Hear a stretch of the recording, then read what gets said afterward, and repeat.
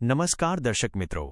ક્રિકેટના મેદાનમાં જ્યારે ભારત અને પાકિસ્તાન સામસામે હોય ત્યારે આખું વિશ્વ થંભી જાય છે। પણ આ વખતે મેદાન પર જંગ ખેલાય તે પહેલાં જ પાકિસ્તાને હાર માની લીધી હોય તેવું લાગી રહ્યું છે। જી હા, 2026ના ટી20 વર્લ્ડ કપમાં પાકિસ્તાને ભારત સામે રમવાનો ઇનકાર કરી દીધો છે। શું આ ભારતનો ખોફ છે કે પછી પાકિસ્તાનની કોઈ નવી ચાલ? ભારત અને પાકિસ્તાન વચ્ચેનો આ મહામુકાબલો 15 ફેબ્રુઆરી 2026ના રોજ શ્રીલંકાના કોલંબોમાં રમાવાનો હતો। પાકિસ્તાન સરકારે તેની ટીમને વર્લ્ડ કપ રમવાની મંજૂરી તો આપી છે, પરંતુ ભારત સામેની હાઈ વોલ્ટેજ મેચ રમવાની સ્પષ્ટ ના પાડી દીધી છે।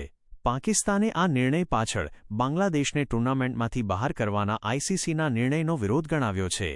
પાકિસ્તાન ભલે ગમે તે કારણ આપે, પણ આંકડા કંઈક અલગ જ વાર્તા કહે છે।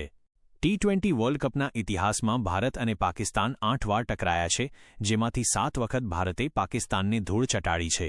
શું પાકિસ્તાનને ડર છે કે સ્કોર 8-1 થઈ જશે? તાજેતરના પ્રોમોમાં પણ ભારતીય ચાહકોએ પાકિસ્તાનને સીધી ચેતવણી આપી હતી કે હવે કોઈ રાઇવલરી બાકી નથી, કારણ કે ભારત હંમેશા જીતે છે। કદાચ આ જ ખોફ છે જે પાકિસ્તાનને મેદાનમાં આવતા રોકી રહ્યો છે। જો પાકિસ્તાન 15 ફેબ્રુઆરીએ મેદાનમાં નહીં ઉતરે તો ભારતને સીધા 2 પોઈન્ટ્સ મળી જશે। બ્રોડકાસ્ટર્સ અને આઈસીસી દ્વારા પાકિસ્તાન પર કરોડો ડોલરનો, અંદાજે $38 મિલિયન દંડ લાગી શકે છે।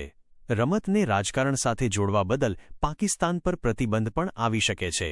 શું પાકિસ્તાન છેલ્લી ઘડીએ પોતાનો નિર્ણય બદલશે કે પછી ભારત સામે હારવાના ડરથી તે આખી ટૂર્નામેન્ટના સમીકરણો બગાડશે? આ તો સમય જ કહેશે।